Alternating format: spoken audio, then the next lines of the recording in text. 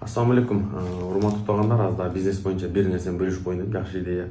Договор дороже денег деп коет го. Азыр партнерлор менен кол коюп, нажак бер жак кылып, таң атканча окуп чыгып, анан кээ бир жерлерден эметесиң дейм. Эмне мынча кол коюп, эмне сомнение жазыңарбы дедим. Жок, сен сомнение болсо сени чакырбайт элек. Сага ишенген үчүн сен менен иш кылып атабыз, мынакей кол коюп кой. Анан окуп чыксаң, карап чыксаң, сага выгодный жактары да көп да. Туура, документально бардыгычы.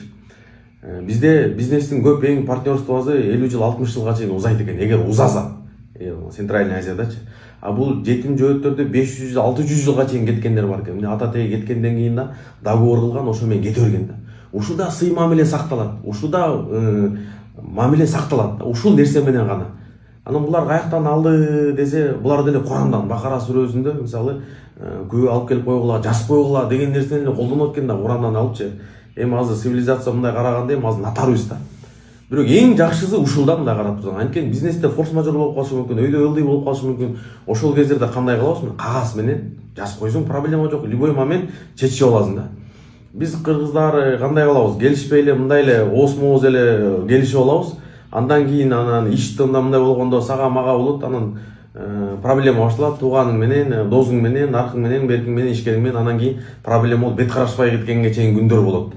Ошон үчүн эң жакшысы договор кылып коюш керек. Болду, мынакей договордун негизинде суйрумат өзүнүн ордунда, мамилеси өзүнүн ордунда, тууганчылыгы өзүнүн ордунда, бирок мынакей договор менен. Кийин сен өлүп кетсең дагы договор кете берет да. Бизде бир проблема ошол да. Биз дагы эми баягы тааныш тууган болгондон кийин мындай ос менен эле келишип алгансың, анан айта албайсың, минте албайсың, анан кемчиликтер болуп калат, фарш-мажорлор болуп калат, арганда болуп калат да. Мисалы лидер умра деле договор жок эле наржак бер жак кылып кете бергенбиз да. Кээде өйдө ылдый болуп калат, келишпестиктер болуп калат. Анан кийин эмне кыласың? Анан акырын түшүндүрүп айтасың. Анан түшүндүрүп айтсаң таарынат. Анан ошон үчүн негизи бардыгын договор кылып койгондо мындай болбойт эле. Илимдүүлөрдүн сыйырматы өзүнүн ордунда, бирок мынакей компаниянын кызыкчылыгы мындай, сиздин кызыкчылыгыңыз мындай, мындай кылып договор болду. Келишпей калдыкпы? Проблема жок. Сый урмат менен ассаламу алейкум деп коймон.